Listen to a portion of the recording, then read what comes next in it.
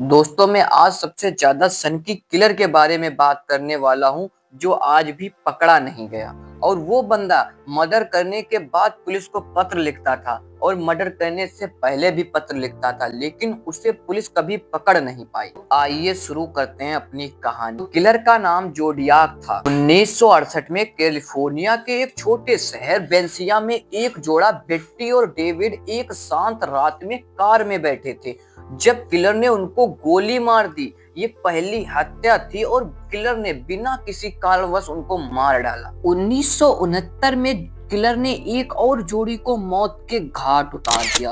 उसकी हत्याओं का कोई स्पष्ट पैटर्न नहीं था और यह उसे सबसे ज्यादा खतरनाक बनाता था। किलर ने अपनी हत्याओं के बाद पुलिस और मीडिया को कई पत्र भेजे। इन पत्रों में उसने अपनी हत्याओं का विवरण दिया और साथ ही पुलिस को चुनौती दी कि वो उसको पकड़ के दिखाएं। इन पत्रों में जोडियाक ने एक अनूठा कोड इस्तेमाल किया जिसे बाद में जोडियाक कोड कहा गया।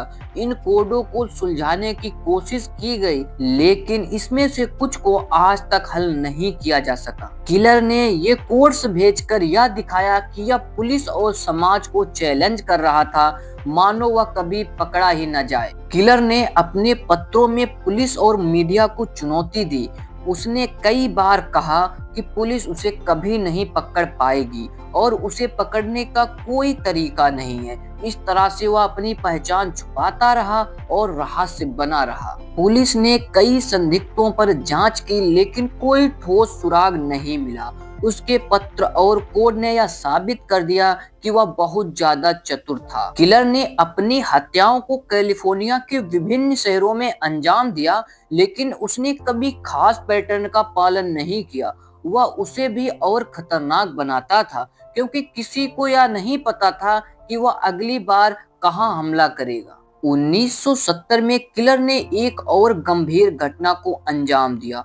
उसने एक पुलिस अधिकारी को गोली मारी, लेकिन फिर भी वह बच गया। यह घटना उसकी मानसिकता को और भी ज्यादा भयानक बना देती है। किलर अपनी पहचान को इतनी चतुराई से छिपा लेता था कि पुलिस आज तक उसे पकड़ने में नाकाम रही। उसके द्वारा भेजे गए पत्र और कोड पुलिस के लिए एक गहरी पहेली बने रहे। हालांकि कई संदिग्ध थे, लेकिन किसी पर ठोस सबूत नहीं मिल पाए। कुछ लोग मानते हैं कि किलर अब भी जिंदा हो सकता है, जबकि दूसरों का मानना है कि वह मर चुका है। आज की तकनीकी और डीएनए जांच के कारण कुछ लोग मानते हैं कि किलर को पकड़ा जा सकता है। हाल में ही कुछ नए सुराग सामने आए, लेकिन कोई भी निर्णायक सबूत नहीं मिल सका। क्या जोडियाक किलर अब भी जिंदा है या वह मर चुका है? हम कभी जान पाएंगे कि वह कौन था? जोडियाक किलर का रहस्य आज तक अनसुलझा है और यह दुनिया के सबसे बड़े अपराधों में से एक बना हुआ है। अगर आप इस केस के बारे में कुछ नया जानते हैं तो कमेंट में जरूर बताएं।